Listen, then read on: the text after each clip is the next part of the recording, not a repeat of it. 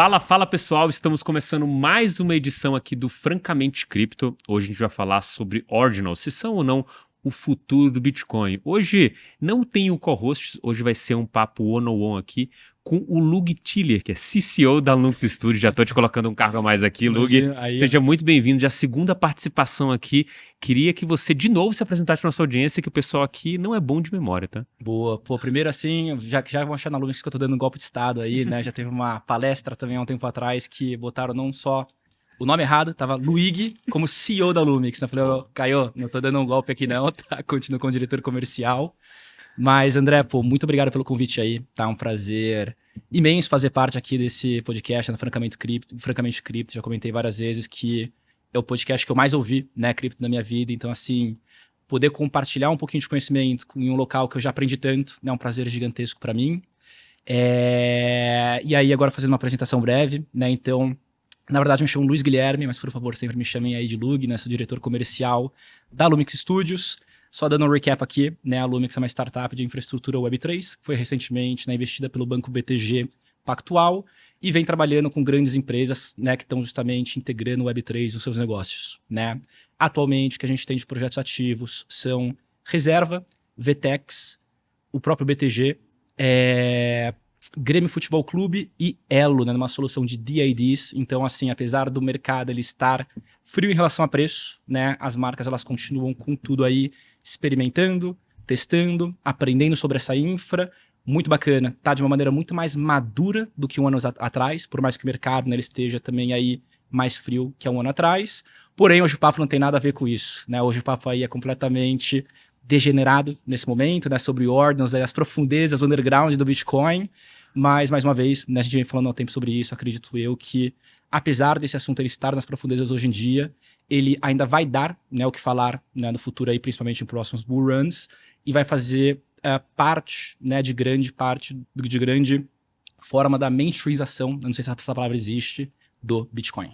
Legal. Cara, acho que sempre, a última vez que a gente bateu esse papo aqui, tinha um pouco a ver com o que vocês faziam na Lumix, né? A gente trouxe essa visão, acho incrível a forma como você consegue coordenar as duas coisas, né? Tanto da parte comercial, tocando na Lumix, quanto conseguir se nutrir de conteúdo, assim, de extrema qualidade e, de fato, estar envolvido com essas coisas, né? A gente vai ver aqui, na passagem aqui da pauta, o quanto que você estava envolvido com Ordinals e quanto a sua opinião aqui sobre esse negócio, ela tá muito ligada àquilo que você viveu, né? Não é um cara que só tá lendo sobre aquilo e acompanhando, né? Você sempre busca fazer parte desses movimentos e eu acho que isso é bem interessante, tanto do ponto de vista de fazer parte de construção, quanto, óbvio, que eu acho que é o principal aqui quando você faz o skin in the game mesmo, né? Você toma esse risco ali investindo nas coisas. Mas, óbvio, isso aqui a gente vai estar para um segundo momento, ou momento posterior. Primeiro de tudo, acho que vale a pena, de novo, você explicar para a audiência aqui, a gente começar do back to the basics, né? O que são os Ordinals. Legal. E o que isso significa pro Bitcoin, assim, fazendo um resumão aqui para as pessoas entenderem aqui, legal. Cheguei agora, eu entendo o que é Bitcoin, o que significa esse Ordinals no Bitcoin. Boa, legal. E, pessoal, vou tentar trazer, assim, essa conversa da maneira menos técnica possível, tá? Acho que no podcast passado eu comentei que eu sou formado em publicidade e propaganda, né? Então, assim, eu entendo a parte técnica, porém eu gosto de trazer a narrativa que expande a sua perspectiva para entender o que dá para fazer com isso, né? E aí depois, se vocês quiserem, se aprofunda, né, na questão técnica, mas acho que a grande questão aqui é a gente entender o que é Ordinals e o valor dele, né, de forma geral, né, aqui para o Bitcoin. Então, contando uma breve historinha, né, sobre esse protocolo, Ordinals, né, um protocolo que surgiu no começo de 2023, né, a partir de um cara que chama Casey Rodamore, né, então ele não é... Cara, acho muito incrível que você falou começo de 2023. Pra mim, foi ano passado já esse negócio começou. Muito bizarro. Toda vez que alguém fala as Bizarro, datas, né? né? Você acha que faz muito tempo já, mas... Não, cara, pouquíssimo, é uma coisa super novinha, né? Então, assim, menos de um ano de vida que esse protocolo tem, já tá dando o que falar. Mas ele tá bem, bem embrionário ainda. E aí, que eu tava comentando, né? Ele surgiu, então, no começo do ano, a partir desse Casey Rodamore, né? Ou Rodarma, não sei pronunciar o nome dele. É uma pessoa não doxy, né? Um desenvolvedor aí que todo mundo sabe quem ele é bem aberto, conectado com, né, a comunidade geral. E, basicamente, né, o que o protocolo Ordinals, ele permite, né? É você, de certa forma, criar não fungibilidade no Bitcoin, né? Ou seja, criar NFTs na blockchain do Bitcoin. Não estou falando de um NFT em Lightning, em um NFT em uma segunda camada, mas sim na blockchain do Bitcoin mesmo, on-chain, né, onde os arquivos que você está anexando para criar esses NFTs estão anexados eternamente, de maneira imutável, na blockchain do Bitcoin, né? E a forma como o Ordinals permite isso, né, e deriva justamente dos números ordinais, né, é que o Ordinals ele permite com que você manuseie de maneira individual, né, manuseie e rastreie de maneira individual cada satoshi do Bitcoin. Né? Então, se você quiser falar, pô, eu quero manusear um satoshi do bloco 9, eu quero manusear um satoshi do bloco 42, eu quero pegar esse único satoshi e enviar para o André Franco, né? Agora eu posso. Né? Então, posso rastrear e manusear esse satoshi de maneira individual e inscrever, né, qualquer arquivo agnóstico nesse satoshi. O que é um arquivo agnóstico? Imagem, música, vídeo, o que quer que seja, né, para mais uma vez criar esses NFTs. Uma analogia que eu uso bastante, né, para exemplificar o que seria Ordinals, né, é com notas fiduciárias aqui de real. Então, assim, supondo que um Bitcoin tá para a nota de R$200 aqui no Brasil, né, que é a maior nota que a gente tem, e Bitcoin é a maior unidade que a gente tem aí, né, justamente na escala do Bitcoin, e um Satoshi tá para 1 centavo. Então, as menores unidades de cada sistema também. Então, supondo que antigamente você tinha ali um Bitcoin, você podia justamente fracionar ele várias vezes, mas você não viu o que você estava mandando, né? Você mandava assim tudo de uma vez e meio que aleatório os satoshis que você tinha ali na sua carteira. Agora, é como se você pudesse selecionar, né, os satoshis que você estaria enviando. E aí, né, que eu comentei, com a analogia da nota de R$200, é como se você transformasse uma nota de R$200 em várias moedas de 1 centavo e falasse, pô, eu só quero enviar para o André as moedas que foram fabricadas entre 2023 e 2022. Você separa elas e envia apenas essas moedas. Então você consegue, como eu comentei, identificar, rastrear e manusear, né, de maneira única e também escrever. Né? Então, pô, uma dessas moedas eu quero botar minha assinatura e mandar para o André. Ela tem agora eternamente a minha assinatura, ela continua sendo uma moedinha de 1 centavo, porém a gente pode dizer agora que ela é não fungível. Né? Ela tem uma característica única ali, de uma data única que eu inscrevi uma nova informação nela. Essa característica que a gente tá vendo sendo usada, assim, foi uma coisa que quando surgiu, foi, assim, o fato de surgir algo novo dessa forma e também o fato da gente estar vendo algo que não era possível antes ser feito e as pessoas ganhando ali uma certa euforia quanto àquele desenvolvimento leva a se levantar várias questões, né? Acho que a primeira delas que a gente viu surgir era a questão do próprio uso, entre aspas, indevido ali da rede do Bitcoin. Como se tivesse algum guardião ali do que era certo ou errado, sendo que a rede pode ou não fazer uma tecnologia pura e simples, né? Exatamente. Mas isso levantou bastante discussão nesse ponto. E a gente, como tudo em cripto, né, a gente tem um ciclo de hype, né? Um arrefecimento, e posteriormente pode ter um outro hype, ou simplesmente esse negócio morrer. E óbvio, a gente está falando aqui desde, acho que fevereiro até setembro, que a gente tem um pouco da história aí dos Ordinals. Queria que você traçasse pra gente um pouco dessa evolução, né? Você viu um negócio acontecer desde o começo, você acompanhou, você fez parte desse negócio. Então acho que é bom você dar esse depoimento pro pessoal entender como é que foi a evolução dessa história até agora aqui, e em que momento que a gente tá no Ordinal, assim. Quanto que a gente evoluiu desde fevereiro, o quanto que algumas questões foram superadas e quais são os novos desafios aqui pra frente. Então, vamos lá, cara. Essa daí é uma história que eu gosto bastante, né? E que nem você comentou, parece que já é de anos, né? Que a gente tá aí lidando com o protocolo Ordinals, mas é uma coisa super recente, né? Que tem menos de um ano. E eu vou dividir em partes, né? Primeiro eu vou contar essa história, né? Então, o que eu vivi.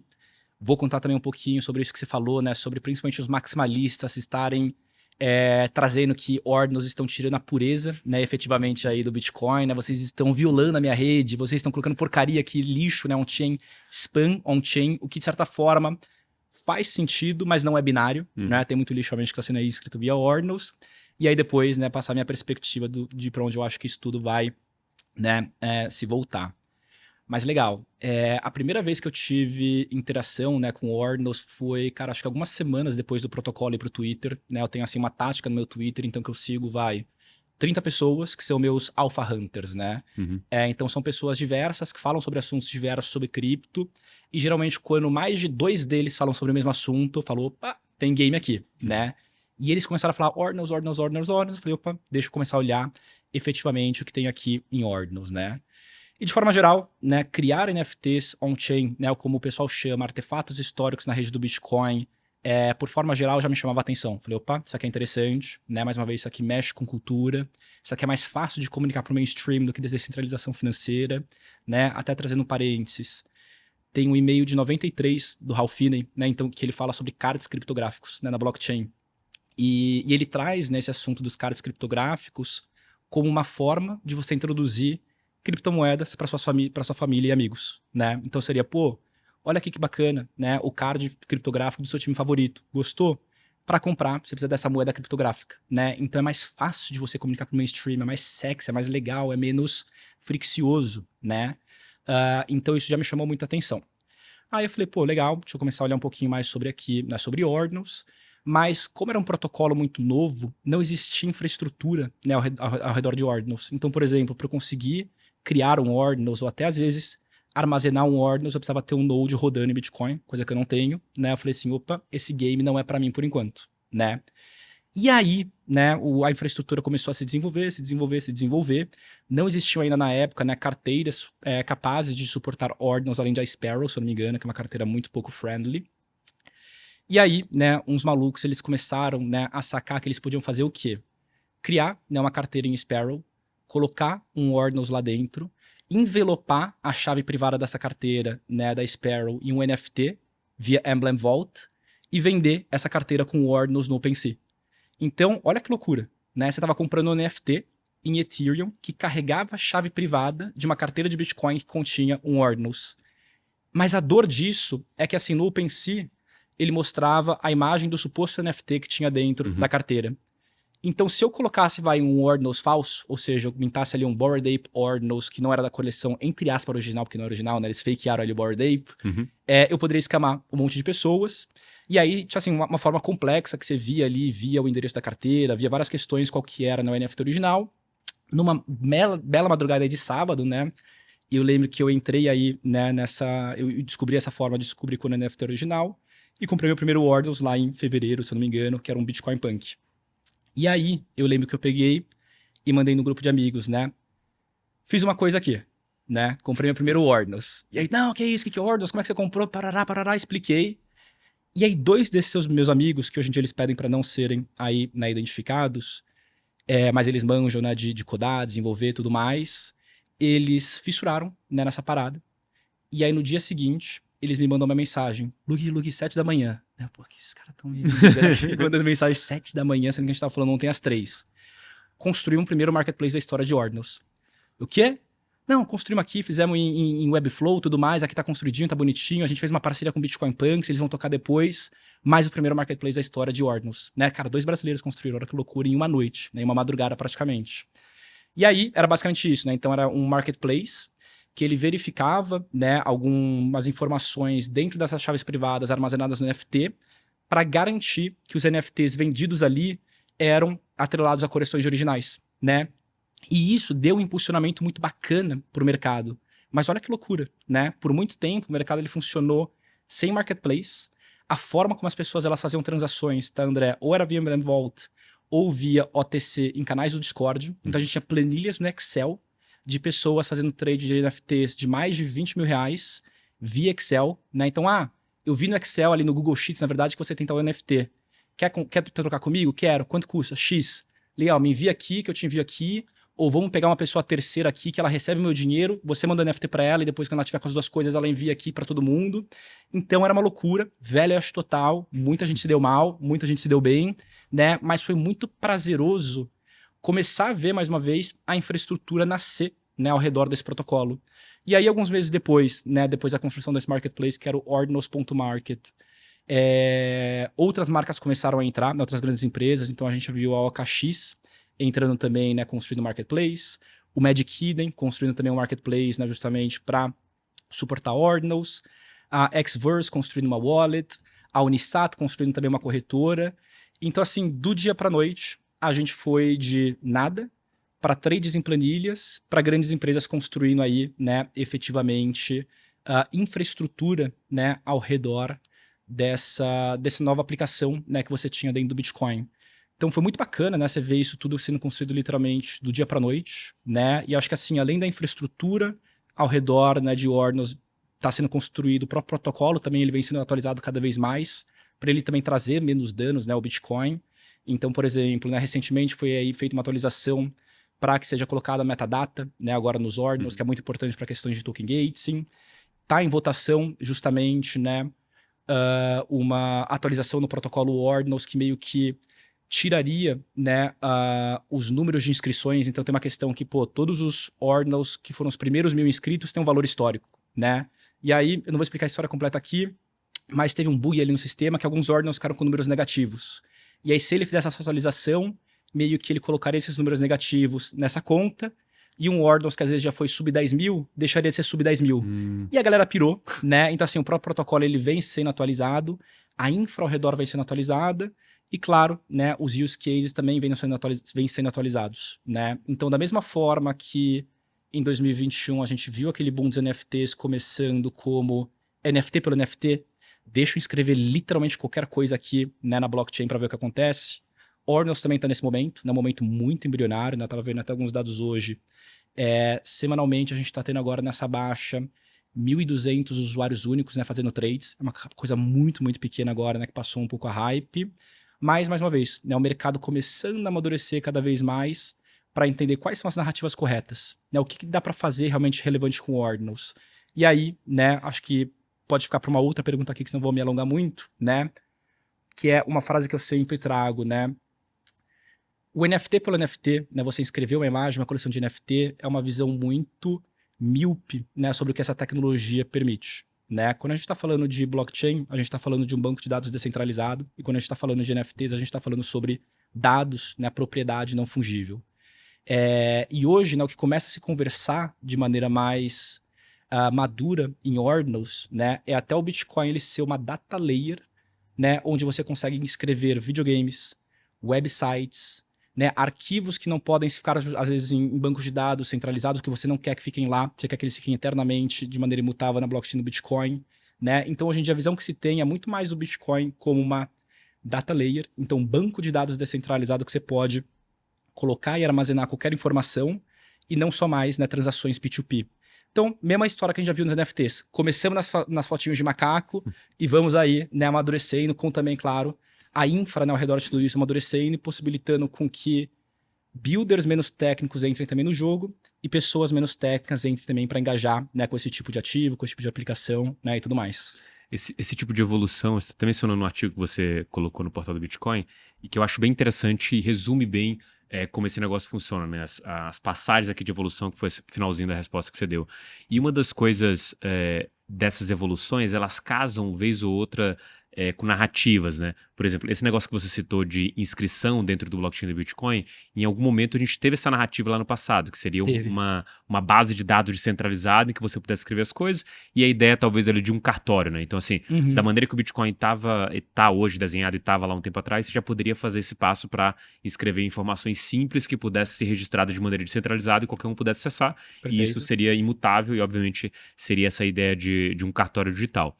Mas óbvio que quando a gente olha para um cenário mais aberto, tem uma questão aqui que sempre vem na nossa em discussão quando a gente fala sobre tese de investimento, que é o peso da narrativa versus o lado fundamentalista daquilo, ou o quanto a narrativa leva as pessoas a acreditarem nesse lado fundamentalista, e eventualmente, se você está num ciclo de hype, as pessoas creem mais, né? Muito mais fácil você crer numa tese que o ativo está valorizando do que o contrário, né? Crer numa tese e o ativo está desvalorizando.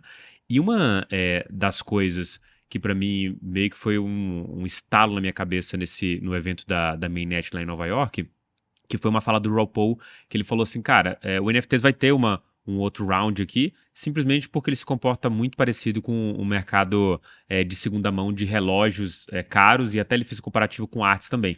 Você que comprou um negócio eventualmente no momento, sei lá, um Monet da vida, ou um relógio como um Rolex da vida, pagou $50 mil nele. Ele deixou de ser vendido ou produzido. No momento que você tem um aquecimento de novo do mercado, e não mercado diretamente de segunda mão aqui, de arte ou de alguma coisa, ou de Rolex, no caso, de relógios caros, mas simplesmente existe mais dinheiro dentro com as pessoas, o mercado tem mais liquidez, esse mercado ele volta a se reaquecer. Claro. Isso, talvez na minha cabeça hoje, a principal narrativa para a gente ver a evolução de NFT voltando a acontecer, e aí eu tô olhando de forma bipartida aqui. Uma é o macaco no blockchain, a Aham, outra é o que vocês fazem, que sim. seria talvez um novo uso aqui, o que eu chamo que a mídia tradicional, as empresas tradicional tomaram de assalto o NFT e estão fazendo uma outra vertente aqui de fato acontecer. Uhum. Mas nesse ponto, eu queria pegar a sua visão do quais são essas narrativas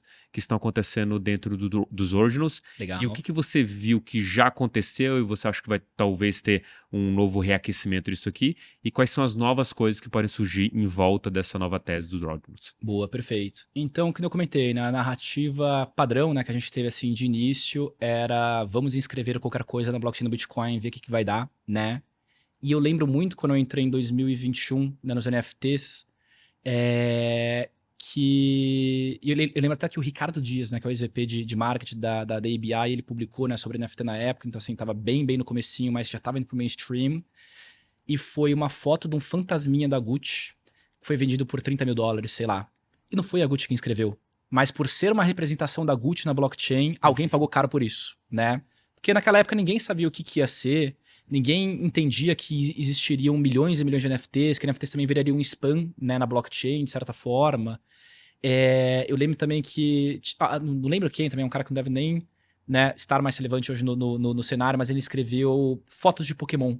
E eu pensei comigo mesmo, pô, como ele foi o primeiro, isso aqui vai ser o Pokémon, né, da blockchain. Né? Claro que não vai ser, não foi a Pokémon que escreveu, né? Então acho que a gente começou assim, em ordem, nós vamos escrever qualquer coisa.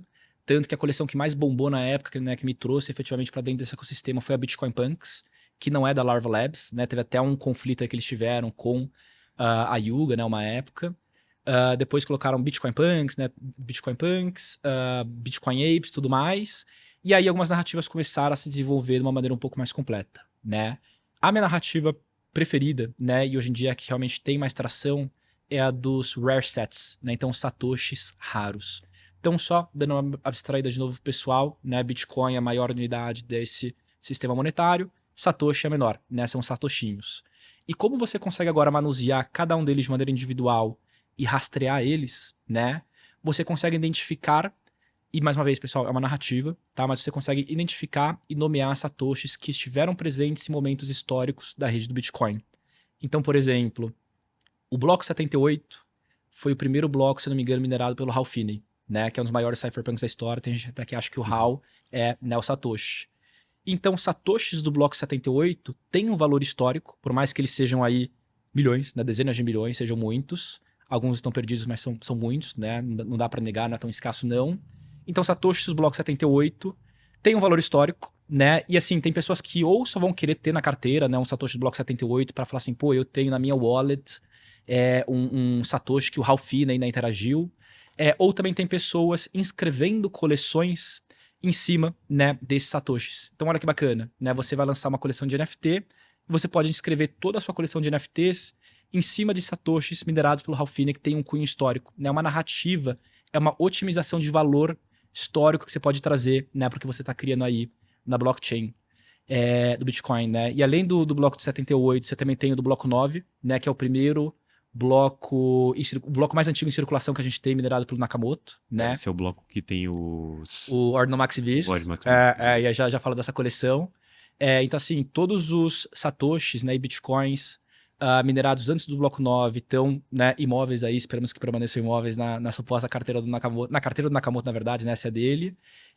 E aí tem alguns do bloco 9 que são mais antigos em circulação, que estão por aí também, né? E aí, mais uma vez, é mais uma narrativa. Daqui a pouco vai ter os do MTGOX, né? Aí justamente no mercado. Tem os do Pizza, né? Então, da famosa transação da Pizza. Então, satoshis utilizados na transação histórica lá da Pizza há um tempo atrás. Também, né, tem esse valor histórico. Então, essa narrativa dos satoshis raros, né, é a que mais predomina hoje em dia, né? É a que me parece mais relevante e que vem mantendo efetivamente, né, uma certa estabilidade aí em meio a esse crash geral que a gente está tendo de NFTs. E aí, só para vocês terem noção, um satoshi hoje em dia do bloco 9, ele é negociado em média por $50, tá? Então assim, você está falando de 1 centavo sendo comprado por $50, seja para uma pessoa daí só armazenar, né? Pô, deixa eu dar de presente aqui para o André, né, um satoshi do bloco 9, algo do tipo, deixa eu inscrever, sei lá, minha certidão de casamento no bloco 9, né, o que quer que seja, ou deixa eu escrever uma coleção de NFTs em blocos 9, né? Você pode fazer o que você quiser. E aí depois, não sei se tá nas suas perguntas, a gente pode até falar dos Satoshi Hunters, né? Que são justamente os caçadores de Satoshi que caçam, né, esses Satoshis aí ao redor, né, do mundo. Cara, esse é um bate-papo bem interessante, porque eu li os artigos também que você enviou pra mim aqui de base, né? Do quanto que o pessoal fica enviando e voltando dinheiro pra ver se vem alguma coisa, né? Eu quero entrar no detalhe como é que ele, aonde que ele busca, onde que ele vai pescar, né? Boa. E por que que ele vai pescar nesses locais. Mas eu queria comentar um pouco, porque esse papo aqui provavelmente pode chegar alguém desavisado ou alguma pessoa que vai olhar para aquilo e fazer zero sentido, né? Principalmente quando a gente está falando de coisas digitais. Claro. Mas quando você olha até para a própria evolução da humanidade, um comportamento natural do ser humano, né? De ser um colecionador, né? Acho que é uma coisa que já acontece, assim. A arte, ela tá de alguma forma envolvida na evolução do ser humano como um todo, desde as pinturas das cavernas. E assim, um cara foi lá e pintou um negócio. Aquilo ali é um ponto turístico. Exato. Tipo, aquilo ali é um local que, tipo, as pessoas vão lá pra olhar, pra ver aquela história e se conectar com aquilo, por mais que seja uma coisa de uma realidade intersubjetiva, que você não tem certeza se aquilo de fato foi escrito, mas assim, querendo ou não, você se sente conectado com seus antepassados, o que seja. As pessoas vão lá pra ver esse tipo de coisa. Então existe uma subjetividade nesse tipo de coisa que eu acho que o mercado, ele de alguma forma critica isso, né? Hoje eu vi um corte recente acho que Os Economistas, né? O podcast do Primo Rico, lá do Gui Canhoto. Acho que é Canhoto o nome dele, não esqueci o nome dele. Eu sei que é Gui. E ele, um dos caras falando lá sobre, o macaquinho não vale nada, o que valia o NFT e tudo mais. E eu sempre retomo um dado muito interessante que, assim, a geração Z hoje, ela valoriza mais o digital do que o físico. Sim. E a Gen Alpha também. Assim, 50% da Gen Z e da Gen Alpha, ela já consome produtos digitais. Para esse cara, esse Satoshi do bloco 9, provavelmente vai valer muito mais do que uma pintura do Monet, do Picasso, porque ele não viveu aquilo, ele não tem conexão com aquele passado, ele tem conexão com esse passado digital. Então eu acho um pouco de miopia, né, do mercado tradicional invalidar isso, principalmente quando você está vendo que a geração mais nova acaba valorizando isso. Claro, E aí, e deixa eu só trazer um complemento, antes de você trazer um próximo assunto aqui, né? Tem até um paralelo que eu trago muito, que é, por exemplo, de cartas de Pokémon, né? Pra quem não sabe, o mercado de cartas colecionáveis é um mercado de bilhão, né? São 12 bilhões de dólares, são 12,6 bilhões de dólares que esse mercado geral de cartas vale, né? E o que faz uma carta valer mais do que a outra? É o que a gente chama de grade, né? Então a gente tem aí empresas como a PSA, que são essas graders, né? Elas pegam sua carta e avaliam ela, e essa avaliação geralmente dá uma nota de 1 a 10, né? As cartas mais bem armazenadas no tempo, né, e cuidadas, elas geralmente são uma Gen Mint 10. O que significa isso? Ela não só está em um estado perfeito, como ela teve uma impressão perfeita, né? E uma carta Gen Mint 10, às vezes vale 1000 vezes mais uma carta Mint 9, né? Então, mais uma vez, é a mesma carta. Porém, você tem ali uma questão histórica, que às vezes é um brasão de primeira edição, é um risco a menos que faz aquilo valer muito mais na história, né? E mais uma vez, é um valor subjetivo. Talvez você não pague, mas tem pessoa que está disposta a pagar. É complexo discutir isso, é um gasto de energia bizarro discutir por que deveria valer ou não se alguém está disposto a pagar, né? E eu acho que eu comparo os rare sets muito a isso, né? Então, assim, é quase que uma insígnia que você tem ali do lado, né, do seu NFT, da sua certidão de nascimento, do que quer que seja, que traz um valor pessoal a mais, né? Aquilo. E, André, eu acho que tem só uma última coisa que eu queria trazer aqui, né, antes de você trazer a próxima pauta, que, assim, de tudo isso que a gente está falando, né, eu acho que é um assunto legal, né, e eu acho que isso também importa muito, né, mais uma vez, quando eu tô falando de blockchain, eu e você, ou outras pessoas que ouvem aqui o Francamente Cripto, cara, a gente falar de ZK, de Taproot, de Gas Fee, é legal entre a gente, mas a gente é literalmente o nicho do nicho do nicho.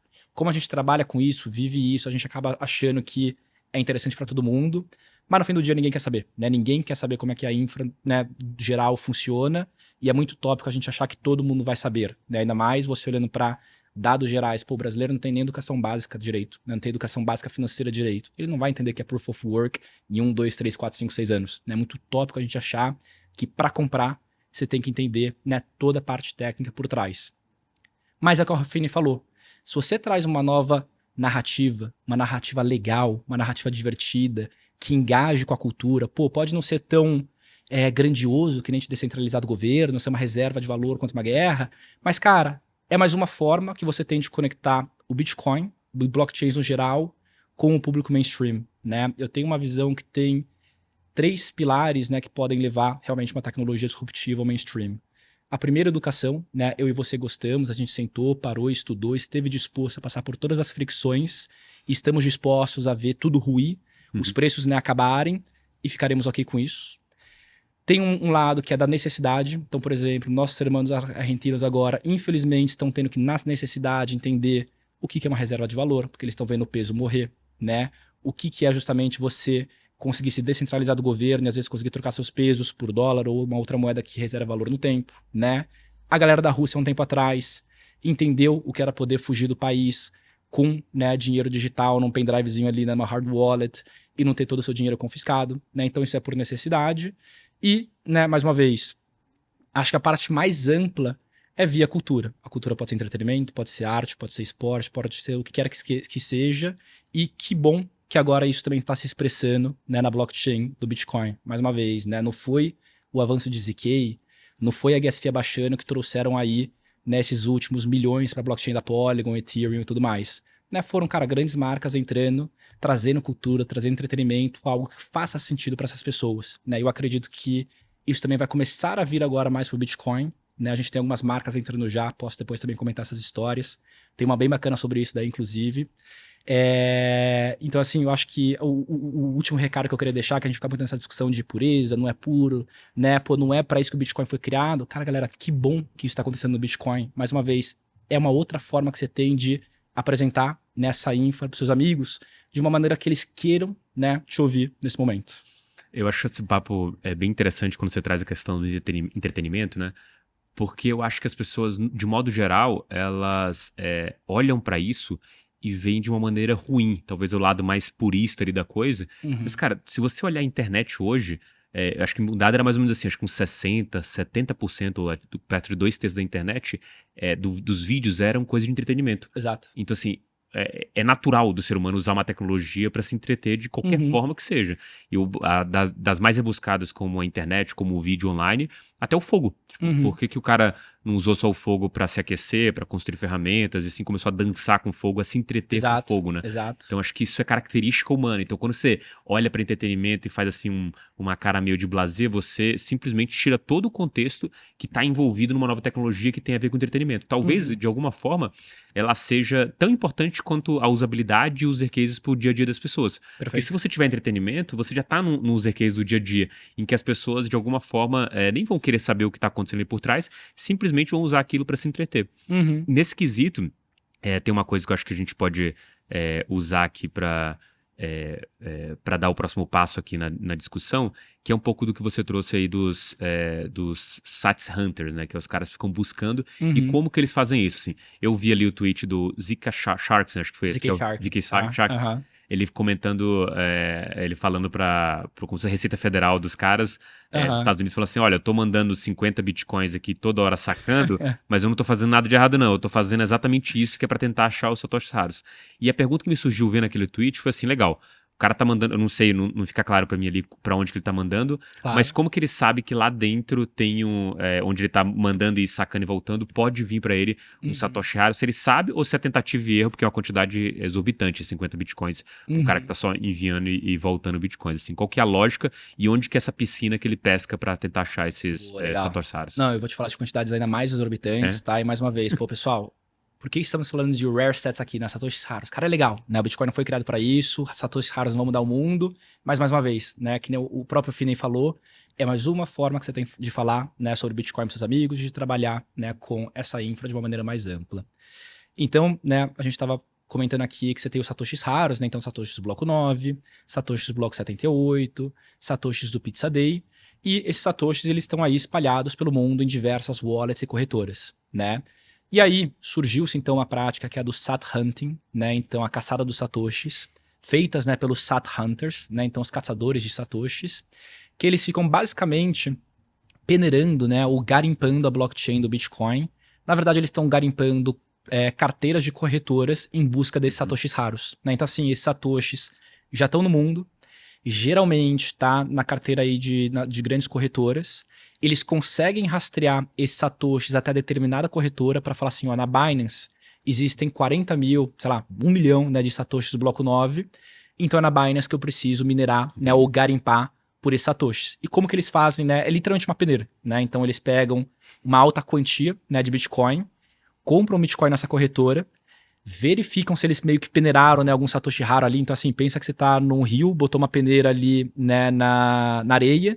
Cada grão de areia é um satoshi, mas às vezes vão ter uns grãos de diamante, né? E o grão de diamante você vai lá e separa e devolve o resto da areia pro rio e peneira de novo, né? E aí, essa que é a prática então do Sat Hunting. Alguns deles, né, eles fazem parcerias com corretora para pelo menos tirar a FIA aí, né, não perder uma grana fazendo essa parada. E foi muito bacana, né, como eu consegui entrar cedo nesse mercado e eu escrevi, né, muitos artigos aí, então, bastante aqui pro portal Bitcoin.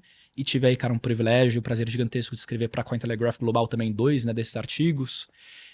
Eu acabei me conectando com os caras globais, né, bem bacanas desse mercado. E um deles foi o Gansi, né, que é fundador da Rare Satoshi Society, que hoje em dia é a maior dealer, né, de satoshis raros que a gente tem globalmente, né? E ele comentou comigo que ele tem um Sat Hunter que é brasileiro, mas ele nunca me apresentou, que ele falou que esse cara daí é full, né, não doxed, assim, ele não quer que saibam quem é ele. E que ele já chegou a transacionar mais de 2 bilhões de dólares em volume de Bitcoin, né, fazendo essa peneirada. E eles já faturaram, da última vez que eu falei com ele, eram 2,7 milhões de dólares provendo satoshis raros para o mercado, né? Então, assim, foi realmente um business, né? O Gans é um ex-minerador, né? Ele falou que ele minerava em 2014, mora no Texas. E aí ele ficou maravilhado com essa questão dos rare sets, construiu uma mini operação aí, né, com o capital dele para Sat Hunting e começou a fornecer, né, para literalmente todo o mercado. Então era meio que uma esteirinha que ele fez até com um outro inglês que eu conheci também, que é o Danter, né? Então meio que ele providenciava os satoshis raros. O Danter era o cara técnico que escrevia, né? Então assim, escrever, tá? Que eu tô usando bastante esse termo, meio que vai anexar esses arquivos, né, em satoshis raros na rede do Bitcoin. E aí, porra, esses caras aí meio que dominaram o mercado, sabe? Assim, grande parte das coleções relevantes foram escritas por esse Danter, né? Grande parte dos satoshis raros, quem proveu foi o Gansi com a Rare Satoshi Society. E a gente tem um outro cara bacana, que eu vou deixar o nome dele aqui para vocês olharem depois, que é o Huip, né? É Danny, ao contrário. Ele é fundador da On-Chain Monkeys, que é uma coleção famosa, né, em Ethereum. Estão migrando completamente agora para Bitcoin, né? Ele foi o dev que inscreveu o Esper na WEG da Bugatti também em Ordinals. Então, assim, Bugatti já fez aí algumas coisinhas em Ordinals. E é um outro baita dev assim que vocês podem acompanhar para entender um pouco mais sobre essas movimentações, avanços de protocolo e como que as coisas acontecem, né, nesse mercado. Mas essa historinha dos Sat Hunters. Cara, muito bom essa história, assim. Era exatamente a dúvida que eu tinha, né? Ele buscava. Pra mim fazia muito sentido na Exchange, mas não sabia se tinha outro local aqui. Inclusive, como tem uma certa transparência, né? A gente viu aí, acho que antes de ontem, a Binance moveu uma quantia gigantesca de Bitcoin para as cold wallets delas. E tinha. E aí tinha Satoshi raro pra caramba, e a galera ficou surtando ali no Twitter. Não vai dar mais pra mexer aqui. Tem que tentar sacar todo o dinheiro da Binance pra ver se vem algum, né? Que eles mexem na cold storage. Uhum. Legal. Não, e exatamente, né? Como é rastreável, dá pra ver. Sobre esse negócio da raridade, né? Sempre é realmente algo sempre subjetivo, né? Por exemplo, esse cara que avalia ali as cartinhas de Pokémon, eventualmente, se tiver uma única carta que tem um defeito de impressão, alguma coisa, ao invés de ser um defeito, vai ser caracterizado como raro. Mas, assim, é extremamente subjetivo, porque Sim. provavelmente deve ter pego alguma carta com algum defeito, falou assim, não, isso aqui é ruim, Sim. e vou dar uma nota negativa, e como não tem ninguém valorando aquilo e acontecendo dessa forma, você não tem essa valoração do defeito em si. Acho que a gente tem vários exemplos de coisas que vão nessa direção. Uhum. E até esse negócio da subjetividade, né? Eu lembro muito do episódio do Trato Feito, né? Que o cara chega lá com as cartinhas do Charizard, lembra até hoje disso. Ele chega e ele fala pro cara assim, quanto você vender? Sei lá, uma quantia, sei lá, posso estar viajando na ordem de grandeza aqui, mas, sei lá, 150 mil dólares. Aí o cara, pô, nunca vou pagar numa cartinha dessa, por que ela vale tanto aqui? Sim. Aí ele falou, uma carta explicou pro cara não entendia nada, falou assim, puta, vou chamar alguém que entende. Aí o cara foi lá e viu e falou assim, olha, essa carta vende por 150 mil dólares até assim, 200 mil dólares, esse é o preço base dela. E aí ele comprou a cartinha pelo preço base de 150 mil dólares, sem saber do valor de fato, só um especialista dando a valoração para ele ali. E isso é um pouco de como funciona esse mercado, né? Se você tem alguém que pode comprar por esse valor mais alto, beleza, eu topo pagar menos, porque eu sou um negociador ali, de fato, um trader nessa posição. E sobre essas coisas de raridades também, me veio lembrar uma história do o Tom Brady, né, o conhecido aqui no Brasil como Giselo, né, Aham. ele ia se aposentar, né, se aposentou entre aspas ali, e um cara no eBay acho que comprou a bola dele que o cara pegou lá, E aí não se conseguiu, aposentou. aí não se aposentou, e comprou a bola por um valor exorbitante, não se aposentou, Aham. a bola valia nada Ah, daquilo, porque ia desvalorizou. ter a É. outra bola, justamente por isso, né, porque existia uma característica subjetiva associada àquilo que deixou de existir. Então acho que são coisas que eu sempre gosto de pontuar, porque para a maioria das pessoas não faz sentido, mas com certeza você tem alguma coisa na sua vida que tem um valor histórico que provavelmente ou você não venderia, ou se você não tivesse, talvez você compraria ela de Claro. alguém por um valor que a pessoa, ou do outro lado, poderia achar exorbitante, né? E André, só trazendo acho que mais um ponto sobre isso, né? Eu até acho que para trazer uma certa paz no coração, né, das pessoas que estão ouvindo, né, esse podcast, mais uma vez, né? Acho que isso da subjetividade que você falou é muito relevante, né? E a gente enxergar mais uma vez cripto como uma infraestrutura que basicamente tem uma expressão de tudo que já aconteceu historicamente no mundo, né? Simplifica muito a nossa visão sobre tudo e a forma como a gente recebe essas mensagens, né? Então, pô, Lug, meu Deus, porque tem alguém pagando aí justamente, tem um cara no Satoshi raro, cara idiota, meu Deus, isso aqui vai acabar com o Bitcoin. Pô, galera, eu e o André já falamos, né? Pô, isso acontece em Pokémon, acontece com artigos esportivos. A carta de Pokémon já foi bolha, né? Eu comprei na bolha lá na pandemia, cara. Na pandemia tudo subiu. Paguei, eu acho que R$ 6. R$ 6. R$ 6.000 numa cartinha ali do Pikachu do 10º aniversário, hoje vale 2, né? Caí na bolha das cartas de Pokémon, né? Então, assim, mais uma vez, é um comportamento humano que a gente tá vendo agora sendo representado na blockchain do Bitcoin, né? É, assim, mais da mesma história que a gente já viu, sendo expressado em um meio diferente. E assim, né, é subjetivo, não tem como você falar que é certo ou errado, as pessoas fazem isso daí há centenas de anos, vão continuar fazendo, né? E aí, assim, eu acho que só para fechar essa ideia, né, que eu gosto muito de simplificar e trazer uma certa paz para esse tema, né? Eu acho que é uma questão, não é um ou outro, né? A blockchain do Bitcoin serve para isso ou aquilo, né? Cada vez mais ela vai servir para isso e isso e isso, né? É uma soma agora, né? Uma blockchain um pouco mais agnóstica, que a gente vai começar a ver experimentos novos surgindo. Muitas coisas vão dar errado, algumas vão dar, né, certo. E assim, eu acho que mais uma vez é um privilégio a gente poder estar acompanhando nesse momento, né, tudo isso surgindo, sendo construído, né? Quem quiser arrisca um dinheirinho ali, quem não quiser, só olha e aprende, né? E cada um vai seguindo meio que a sua jornada, né, em relação a isso. E o principal para mim nesse ponto é que as coisas vão se adaptando, né? Assim, eu lembro de algumas narrativas que eu vivi dentro do Bitcoin, desde essa de registro imutável até, Uhum. por exemplo, o micropagamento. Eu conheci, a primeira vez que eu ouvi falar sobre Bitcoin foi com o JP, hoje ele tem a Nox lá, a corretora, e ele falava sobre uma ideia que existia a ideia de micropagamento. A rede não Uhum. era tão usada, o custo era baixo para você transacionar e fazia sentido a lógica de micropagamento. No Sim. momento que você vê esse negócio sendo usado de outra forma, a utilidade daquela coisa, ela passou a ter outra. Outras narrativas foram construídas, assim. A gente fala narrativas, as pessoas às vezes encaram de maneira pejorativa, mas não, as coisas funcionam por meio de histórias, né? É, O é. mundo gosta de história, o ser humano Ah, entende o história. mundo é uma narrativa no fim do dia, né? Exatamente, Ah. exatamente isso aí. E aí, quando você olha para a questão do Satoshi ou do blockchain de modo geral, pô, quando você olha o Ethereum, a ideia de um imenso computador descentralizado, aquilo que funcionaria de maneira barata também, porque era mais barato que o Bitcoin, no momento em que aquele computador tem muita demanda, ele fica mais caro. E aí, beleza, você Exato. tem a evolução ali da ideia de que, beleza, não vai comportar tudo aqui dentro, a gente precisa de segunda camada, inclusive você é um grande defensor do uso, por exemplo, da Polygon para as interações que as marcas precisam fazer 1 milhão%. porque faz total sentido, assim, é peanuts. Eventualmente, se você cria um sistema ali de que funciona como invoice, né? Eu estando associado à tua marca, eu vou usar e você vai pagar aquele custo, como, sei lá, acontece com aqui no. Acho que vai acontecer, já aconteceu com o Pix, né? Por meio Uhum. que as empresas vão pagar e as pessoas físicas não. Aquilo cria um ecossistema realmente que se torna sustentável, porque para a Perfeito. marca não é tão caro aquilo ali e as interações para o cara que ele está tendo, ele não vai pagar. Então fica mais fácil ele interagir com aquele protocolo, né? Então, Exatamente. essas evoluções das narrativas, elas vão acontecer ao longo do tempo, e eu acho que esse que é o principal ponto aqui. A gente está falando de alguma coisa que é mutável e que a Uhum. gente tem que ficar muito atento para que, de fato, aquilo a gente não fique para trás, né? Tipo, abraçado, igual aquela figurinha lá do Simpsons, né? O Old Man Yelling Bitcoin. Bitcoin. Bitcoin, é exatamente isso aí.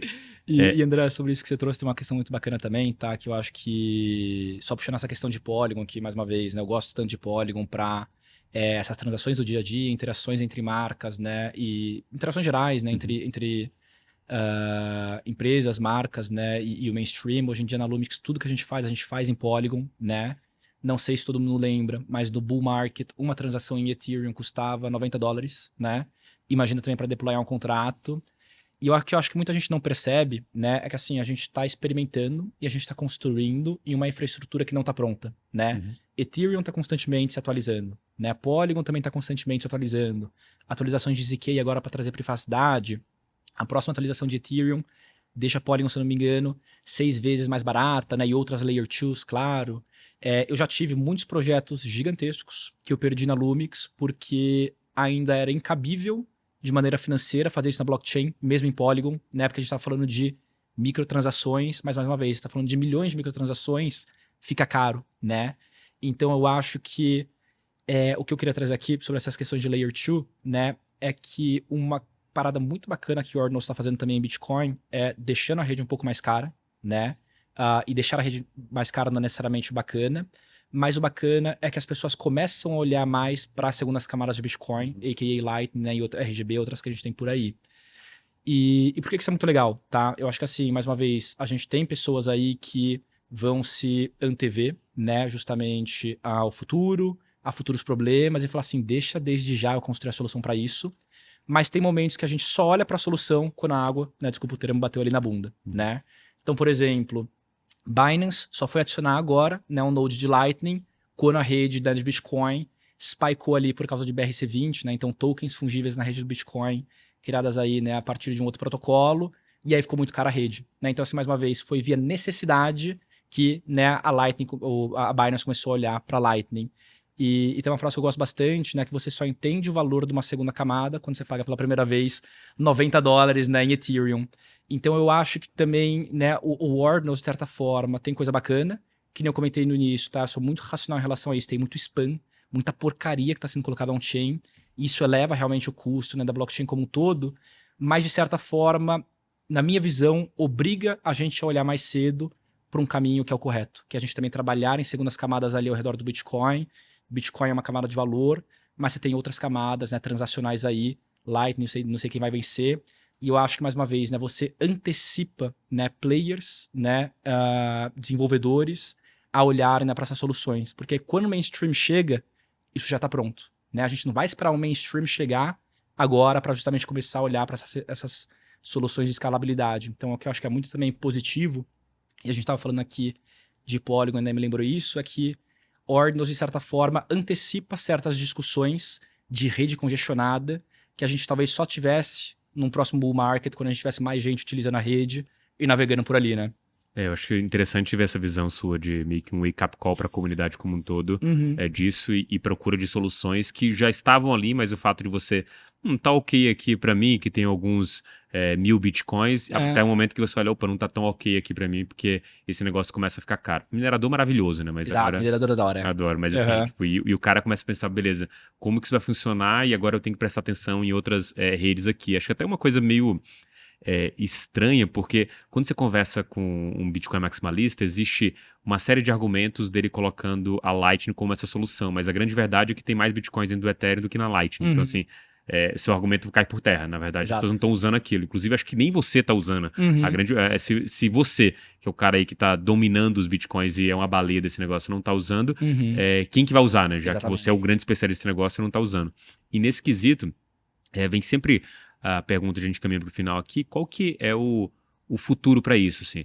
A gente tem uma palhinha do que talvez aconteça no bull market, porque da mesma forma que eu trouxe para você aqui do Raul Paul colocando a questão desses relógios de segunda mão, dos artigos de luxo, eu acho que isso tem a ver com Ordinals em algum sentido, porque querendo ou não, você já tem previamente algumas pessoas que ficaram ricas com o Bitcoin. Tipo, o caso ali do cara que está girando a quantia bilionária dentro desse Exato. negócio. Gantz, né? Uhum. É um caso desse. E aí, quando você olha para um mercado que vai se aquecer ao longo de um próximo bull market, essas pessoas vão querer consumir artigos de luxo simplesmente porque, cara, agora eu posso consumir esses artigos de luxo, ganhei muita grana com Bitcoin novamente, ou ganhei pela primeira vez, e Uhum. agora eu quero consumir esses artigos de luxo. Qual que é a sua visão para o Ordinals? A gente evolui para uma questão meio de arte, pela arte mesmo, de colecionável, que para mim Legal. faz total sentido quando a gente está falando de um mundo de alguma forma que valoriza a rede do Bitcoin ou usa a rede do Bitcoin, essas coisas viram arte de fato e colecionáveis, ou Uhum. não, tem outras coisas talvez que a gente pode usar a rede melhor.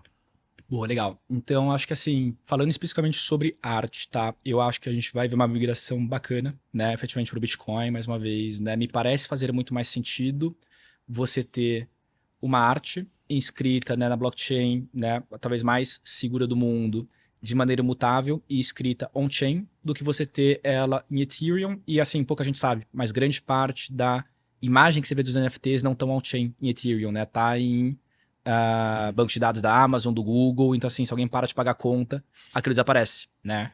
E Ordinals é literalmente tudo on-chain que você coloca. Então, acho que assim, para uma questão de arte, a gente pode ver uma migração muito, muito interessante, né, para Bitcoin como um todo. Mas, André, o que eu acho que... E até dando uma trucada, né, de uma maneira muito humilde, tá? Dando uma trucada nessa fala do RuPaul, né?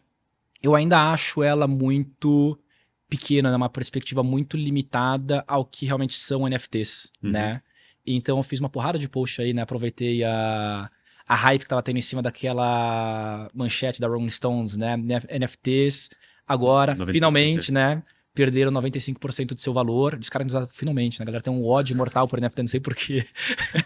Só adicionar isso aí, tipo, o jogo, eu fui lá na mainnet, os caras falaram assim, o jogo free to play, ele foi odiado pelos próprios jogadores, da mesma forma que o NFT foi odiado hoje pelos jogadores e por toda a mídia de modo geral, Não, assim. cara, a galera tem um ódio bizarro, assim. Eu fiz até uma mini pesquisa de mercado, né? Eu falei, deixa eu ver em vários locais que noticiaram essa notícia da Rolling Stones. Então, desde a Complex, né? Que é uma página de Instagram mais hype, assim, na americana, até no Choquei, né? Em todos os locais tinha muita gente nos comentários xingando. Bem feito aí, tem que quebrar mesmo. Isso aí fica com um PDF, né? Na internet. Eu falei, cara, a galera odeia muito NFT, né? E que eu trazia, né, nesses textos que eu escrevi em cima dessa matéria, né? Cara, essa é uma visão muito limitada que eu enxergo o NFT como produto final, né? Ou seja, uma coleção de NFT, ou NFT pelo NFT, né? Pela tecnologia, como se o valor tivesse lá dentro, né? Sendo que, mais uma vez, né? Eu acredito que a visão cada vez mais adequada é da blockchain como um banco de dados, né? Uma nova data layer aí da internet, e tokens, né? Mais uma vez, simbolizando propriedade. No fim do dia, propriedade é dado, né? Tudo é dado, dinheiro é dado, né? Mais uma vez, suas informações de compra em website são dados, suas notas escolares são dados, tudo é dado e agora você expressa isso via tokens, né? Na blockchain. Então, blockchain como camada de dados e tokens, né? Como dados, que podem representar propriedade privada. E quando você enxerga isso, você entende, né, a magnitude que os NFTs podem ter, né? Então eu tava até... Tem gente que me manda no Instagram de vez em quando aí, quando tem matéria bearish, né, de NFT, e eu tava explicando lá para um dos garotos, né? Falei, cara, deixa eu te dar um exemplo aqui, né? Um dos projetos que eu tô fazendo recentemente é esse de DIDs com a Elo, né? Ou seja, identidades digitais e descentralizadas com a Elo, e a gente vai provavelmente ou representar a identidade como NFT ou credenciais, né, verificáveis, ou seja, informações desse usuário como NFTs que podem ser aí lidos e engajados por várias empresas.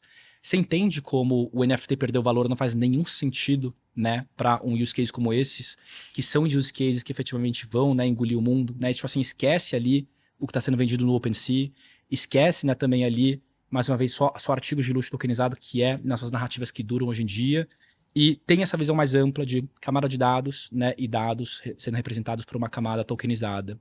Então, o que eu acho que a gente deve começar a ver, né, a partir, mais uma vez, né, de Ordinals, é uma narrativa muito similar ao que a gente viu em Ethereum e outras chains, né? A gente começa com coleções de NFTs, NFTs por NFTs, daqui a pouco o luxo deve chegar, que eu comentei, né? A primeira marca a fazer alguma coisa lá foi a Bugatti, né, que vendeu Ordinals aí caríssimos, né, para a comunidade, mas aparentemente o pessoal gostou.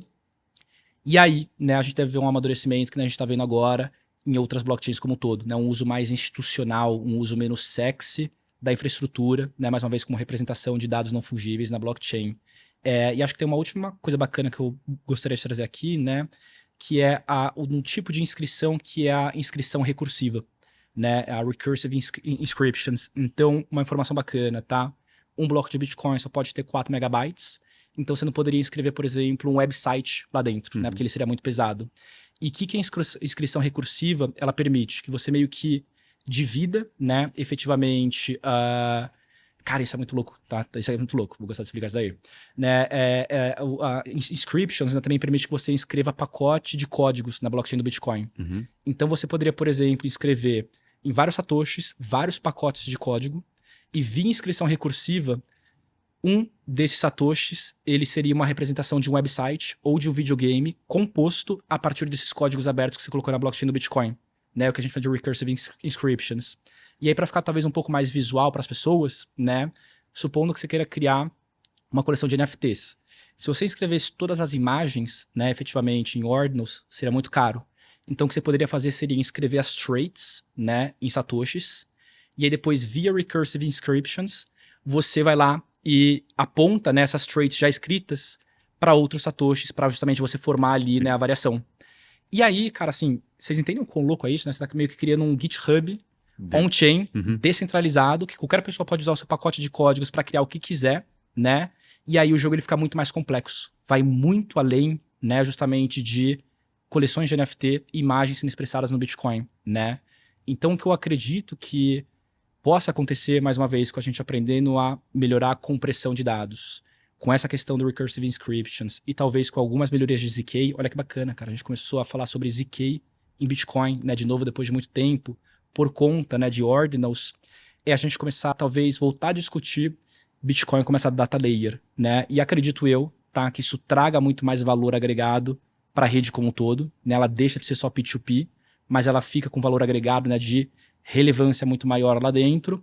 Ah, Lug, mas a rede vai ficar muito cara, tudo mais. Cara, segunda camada para isso, né? Bota as segundas camadas, é muito mais eficiente. Mesmo que continuasse no P2P, no mainstream ali também ficaria cara pra cacete essa rede, né? Então, esquece que para mim, assim, Second Layer resolve isso.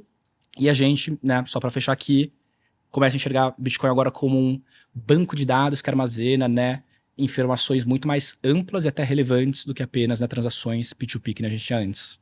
Legal. Cara, muito bom essa visão ainda no final aí do Inscriptions. Acho que é de novo, né? Você tá apresentando, você deu uma ferramenta, as pessoas, óbvio, ali, de alguma forma, no primeiro momento, brincaram com ela, mas escancararam as utilidades dela de alguma forma, né? Exato. E aí, com essas utilidades que o mundo tá vendo, você pode usar para outras coisas, né? Que é basicamente o uso da mesma ferramenta para outras utilidades, né? Eu acho que isso é um grande lance, talvez, de cripto, né? Você vai mostrando para o mundo a utilidade daquilo e as novas pessoas que vão entrando com um background diferente vão usando aquilo de maneiras totalmente diferentes, né? Exatamente. Porque a visão dela é diferente, o background dela é diferente. Eu acho isso fantástico, porque toda vez que a gente vê esse ciclo de aquecimento no mercado cripto, em 2021 dobrou o número de pessoas em cripto, né? Tipo, 50% da galera que estava lá tinha entrado naquele ciclo. E assim, imagina que a gente teve nesse ciclo uma entrada de uma série de empreendedores, investidores de Web 2 dentro de cripto. Esse cara tem uma visão de produto, esse cara tem uma visão mais clássica desse mercado e tenta ver aquilo como que ele pode modelar um negócio, né? Acho que quando eu olho, por exemplo, o que vocês da Lumix estão fazendo, eu vejo muito isso. Assim, pô, eu tô vendendo um negócio para empresas e tentando, de alguma forma, dar lucidez ao que significa esse tal de NFT, que é um pouco dessas camadas que você colocou. Isso é muito interessante de ver a evolução, né? E André, isso que você falou é muito bacana, né, cara, sobre essa questão aí de, mais uma vez, você ter builders menos técnicos, né, entrando on-chain, né, porque, mais uma vez, para mim, é essa galera que consegue trazer, né, o mainstream de uma maneira muito relevante, né, então a gente, de certa forma, sai de um estado onde você tem builders técnicos e apaixonados, construindo infraestrutura para outros builders técnicos, né, apaixonados, e pessoas que, mais uma vez, não precisam entender tanto sobre a infra, mas hoje em dia tem, né, um ambiente muito mais próprio e abstraído para construírem produtos, né, que sejam voltados para o mainstream e justamente tragam, né, esse mainstream. E aí, mais uma vez, acho que Ordinals vai abrir essa porta para o Bitcoin, né? A gente viu aí Ethereum, Solana, Polygon, várias outras chains recebendo esse inflow de pessoas não técnicas, que às vezes nem sabem que elas estão mexendo em blockchain, porém elas estão utilizando. E eu gosto, assim, de eu acho que talvez passar essa mensagem para os meus amigos maximalistas, né, cara? Mais uma vez, é muito utópico a gente achar que todo mundo vai entender o valor, a essência da tecnologia por trás, né? Mais uma vez, alguns vão entrar por necessidade, alguns por educação, alguns pelo entretenimento, alguns agora via ETF, né? Então, a gente ter essas outras formas de entrada é muito relevante. E a gente também ter, mais uma vez, uma chain mais simples, né, para builders não tão técnicos construírem em cima dela, é muito bacana, porque, mais uma vez, eu acredito que seja essa galera que converse, né, com o público mainstream de uma maneira mais pura, que nem eu falei, cara, legal, né, parece assim, é besta você falar às vezes, pô, Ludo, mas legal não muda o mundo, legal não é relevante, mas, cara, é o que engaja, foi o que o André falou, né, entretenimento é justamente o que você tem aí da maioria do conteúdo online, a geração Z é uma geração que não aguenta mais ser interrompida, entretenimento é o que converte aqui no Brasil, né? Tem uma frase que eu usei também nesses artigos, né, que é a população brasileira, ela, por 4 anos, né, recentemente, ela deixou, né, o dinheiro rendendo na poupança abaixo da inflação, né? E sem saber o que estava acontecendo, para ela a poupança era poupar dinheiro, e ela não tinha nenhum conhecimento básico ali de inflação para entender que ela estava perdendo dinheiro no tempo. E há 30 anos atrás, a gente teve o confisco do Collor. O Bitcoin deveria ser óbvio, né, do Brasil. Perfeito. E ele está longe de ser. E ele estar longe de ser também deveria ser óbvio, mas está longe de ser. Né? Ainda existe essa crença de que ele vai iluminar todo mundo e a gente vai ter essa adoção em massa, né? Só pelo Bitcoin com uma narrativa de reserva de valor. Mais uma vez, eu pessoalmente não acredito que isso vai acontecer, mas a gente tem uma infra que ela é hoje em dia capaz de entregar mais valor, de mais uma vez se conectar de outras formas com o público final.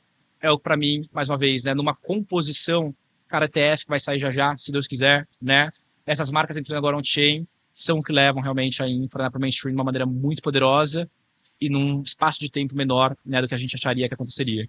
Cara, eu acho. Eu sempre vi essa visão do maximalista como extremamente romântica, né? A ideia de que as pessoas vão lá sentar e ver, e, tipo, seja você seu próprio banco, seja você o dono ali das suas coisas, das suas chaves. E, cara, a grande verdade é que a maioria desses caras, eles vivem esse mundo. Para um cara, por exemplo, que trabalha com qualquer outra coisa e tem, sei lá, uma renda associada a isso, é muito difícil você dedicar algumas horas do seu dia para tentar aprender todo esse passo a passo e essa ciência de foguete que de fato é. A gente fala, sempre em vídeo, eu sempre gosto de falar isso, é um negócio mais simples e tal, mas, cara, você vai botando os passo a passo, a pessoa vai ficando extremamente assustada, ainda mais pelos termos, as coisas que você está usando.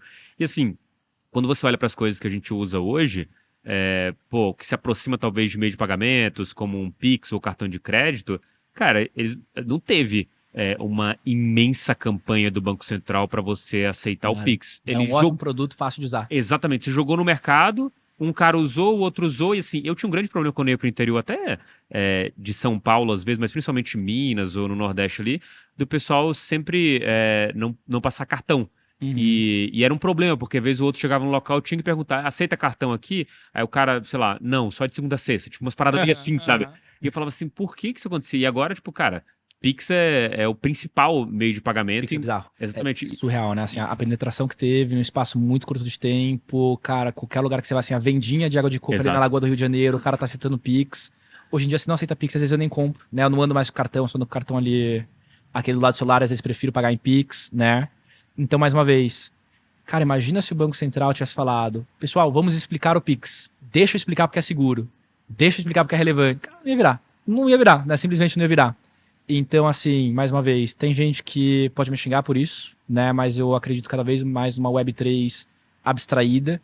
Quem quer ser descentralizado, guardar suas chaves ali, né, num cofre, num pedaço de papel, rodar seu próprio node, vai fazer isso. A gente vai ter uma parcela que vai fazer isso. Mas, mais uma vez, pessoal, tem lugar no Brasil que não tem internet. O Brasil tem uma educação básica muito baixa, né? O pessoal deixou o dinheiro rendendo 4 anos abaixo da inflação, há pouco tempo atrás na poupança. É muito utópico. Né? Pelo menos assim, enquanto eu estiver em vida, eu achar que, mais uma vez, o Bitcoin, via educação, né, via as narrativas que o maximalismo prega, vai ser o suficiente, né, para ele acontecer. Mais uma vez, já está acontecendo, tá? Não estou falando que ele está em perigo, para mim já é inevitável, o blockchain está engolindo o mundo, a gente tem ETF agora, né, Bitcoin, mais uma vez, se Deus quiser, vai ser aprovado, ajuda já bastante, mas é uma entrada institucional. Também bate um pouco na questão do maximalista, que fala sobre justamente um ativo descentralizado do povo, né? Agora você tem um monte de empresa entrando e comprando e deixando o Bitcoin caro pra galera comprar depois, né? Antes da pandemia, você tinha, cara, estados no Brasil com menos de 10 mil CPFs cadastrados na Bolsa de Valores, né? Então é um país que tem, mais uma vez, uma educação financeira baixa. Mas, mais uma vez, se a marca favorita dessa pessoa, que não tem educação financeira, se expressa na blockchain do Bitcoin, ele tem uma forma fácil ali de um login social, cria uma carteira semi-custodiada com o e-mail dele, consegue comprar Bitcoin com cartão de crédito, Pix e interagir, né, efetivamente com esse ativo na rede do Bitcoin, todo mundo ganha, né? Você tem uso na rede, mais gente utilizando, uma rede, mais uma vez, armazenando mais valor, e caso essa pessoa queira, mais uma vez, agora ela tem a oportunidade de ou se descentralizar ou estudar mais sobre essa infra que ela está, né, realmente utilizando. Então, mais uma vez, a gente já viu isso acontecendo de uma maneira magnífica em outras blockchains, e agora chegou o momento da gente ver isso, né, acontecendo na blockchain do Bitcoin. Maravilha. Bom, que bom que você voltou pro tema aqui, que eu vou encerrar, que a gente foi indo, aí vai ramificando, vai abrindo as coisas aí. Que bom que você fechou falando do Bitcoin especificamente. Mas, cara, Lug, a gente tá chegando aqui no final, como você já tá acostumado aqui, a gente tem a mineração da semana e eu passo a palavra para você para indicar aí um conteúdo pro nosso ouvinte. Boa, pessoal. Então, assim, eu acho que o conteúdo mais relevante que vocês podem ter, né, hoje em dia sobre Ordinals é o próprio site, né, do Ordinals, ordinals.org. Você consegue ver para mim esse .org ou .com? Consigo. E aí, lá vocês têm, assim, escrito de uma maneira extremamente simples, né? O que é o protocolo Ordinals, o que são inscriptions. Se você quiser ter um conhecimento um pouco mais técnico, tem toda a documentação aí também descrita de como é que isso funciona, o que são satoshis raros, o que são rare sets, né? Então, assim, é magnífico o trabalho que o Casey fez, né, em explicar de uma maneira simplista, né, tudo isso que ele criou via o protocolo Ordinals. E também sugiro, tá, o ord.io, né? Então, ord.io, que é o que eu chamo da Wikipedia, né, dos Ordinals. Então, tudo que é inscrito tá nesse Ord.io, né, as coleções hoje em dia mais votadas ou mais, né, visadas, em hype, aparecem aí também. Aí vocês têm uma visualização muito bacana para entender, pô, deixa eu ver todos os NFTs que já foram inscritos ou arquivos, tá? Hoje em dia a gente tem já videogames inscritos na blockchain do Bitcoin via Recursive. A gente tem websites na blockchain do Bitcoin via Recursive Inscriptions, tá? Então é muito além já de NFTs. Então vocês conseguem ver já, né, tudo que foi inscrito dessa maneira mega visual, e pelo Ord.io vocês conseguem até interagir. Então assim, vocês conseguem hoje em dia, de maneira simples, sem conectar uma carteira, jogar um videogame que está armazenado na blockchain do Bitcoin via esse Ord.io, tá bem bacana mesmo. E aí eu acho que só para finalizar, um influenciador não, né, mas um fundador de um projeto de Ordinals que chama ZK Shark, ZK_Shark, né, tubarão. Ele eu acho que é uma das pessoas que hoje em dia traz essa visão mais complexa, né, e talvez para mim mais futurista sobre blockchain como uma data layer, né, como vocês viram pelo nome dele, ele é super fã de ZK, ele acha que tem que ter ZK aí, né, Zero Knowledge Proof, para você conseguir ter essa data layer de uma maneira segura, e ele é uma das pessoas que mais traz essa visão, né, destrincha essa visão de Bitcoin como data layer, cara, a coleção de NFT é só o passo 1, algo muito maior, né, virá. Legal. Bom, maravilha, só para pontuar aqui é o ord.io, como você falou, ord.io, Isso. e o ordinals.com. Perfeito, .com. Maravilha. Bom, queria de novo aqui te agradecer, Lug, ótimo papo aqui que a gente teve aqui quanto a isso. No finalzinho a gente fez as digressões, mas são naturais de acontecer aqui quando a gente traz um papo muito interessante. Queria também agradecer você que ficou até o final. Não esquece de seguir a gente, de dar o like aí pra gente continuar produzindo conteúdo para vocês e, obviamente, até o próximo Francamente Cripto. Valeu, pessoal. Valeu, pessoal. Tamo junto.